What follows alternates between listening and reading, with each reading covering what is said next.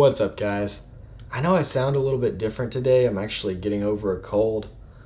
But today I'm going to show you my favorite filming setup.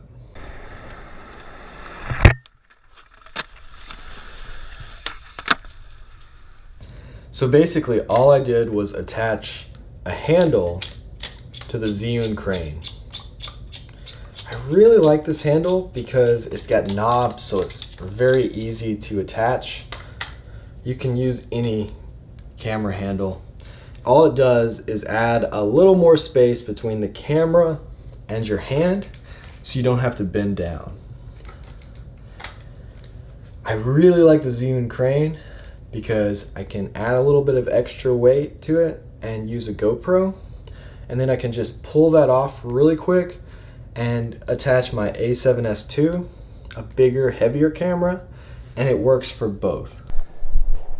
I do a lot of filming, and sometimes that can mean standing bent over for hours.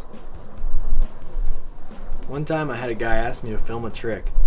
I stood out there for 12 hours filming, bent over, and he never landed the trick. So filming can be frustrating. I had to invent something, some way to make filming easier. I had gimbals, but they're just not long enough. I still have to bend over, and it's still really hard on my back and my body to film that long.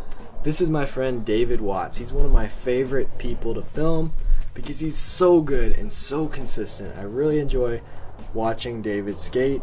So a big shout out to David Watts and Fortress Skateboards. But I've had other people that I've filmed for that were trying tricks that I just knew they weren't ready for. So sometimes when you're out filming, you have to know when to encourage the person that's skating and when to let them know that they're just not even getting close to landing the trick. But filming skateboarding is a lot of fun. I enjoy it almost as much as skateboarding. So this is a clip somebody filmed of me while they were running. So they're holding the gimbal with the handle and actually running in front of me. That's another cool thing about a gimbal, especially if you have a really wide angle lens like a fisheye.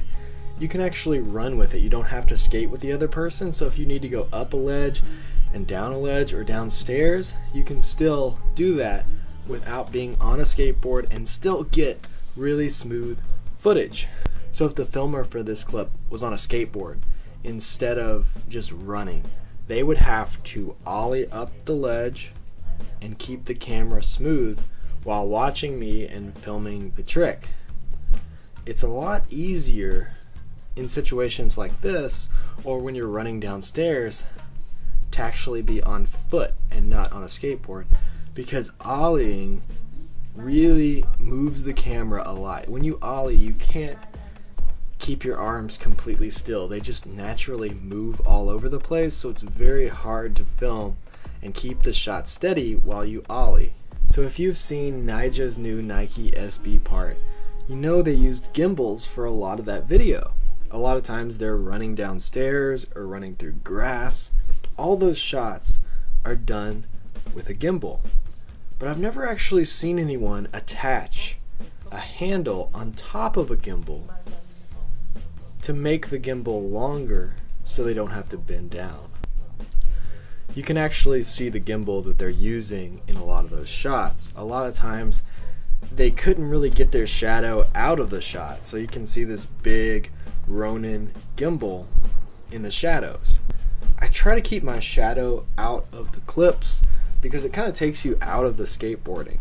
When you don't see the shadow, you feel like you're there. You feel like you're skating with the person, but when you start to see the shadows, you start to think about how this video was filmed, and it just takes you out for some reason. But sometimes you just can't avoid getting your shadow in the clip when you're trying to follow somebody and make sure you get all their tricks.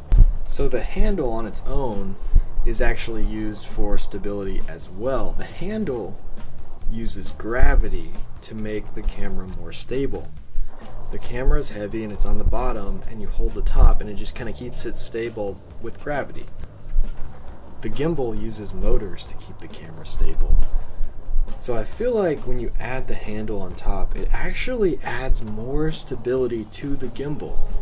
It's like a stabilizer on top of a stabilizer. If you're gonna make skateboarding videos with other people, you have to be patient. It takes a lot of patience to film skateboarding because tricks don't happen first try all the time. I heard a story about a filmmaker that worked with Tony Hawk, and he set up all these cameras. He was going to film Tony Hawk doing that loop, but he didn't do it the first try. And this filmmaker for the commercial got really mad because he set up all these cameras and did all these shots, but you can't land a skateboarding trick first try every time.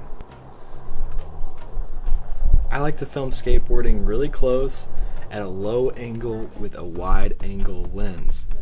The reason I do this is because it makes the tricks look a lot bigger and it shows all the detail of the tricks.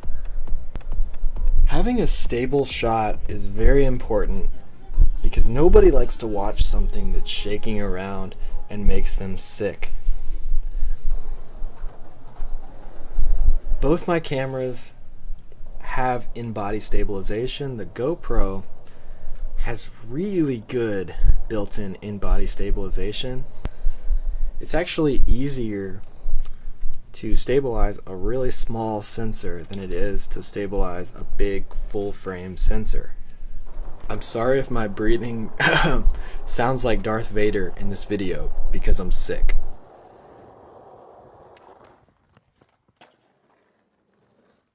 I really hope you guys enjoyed this video. If you like this kind of content, reviews, tutorials, and just videos about what I'm learning as I grow as a skateboarder, and hit that subscribe button, and thanks for watching.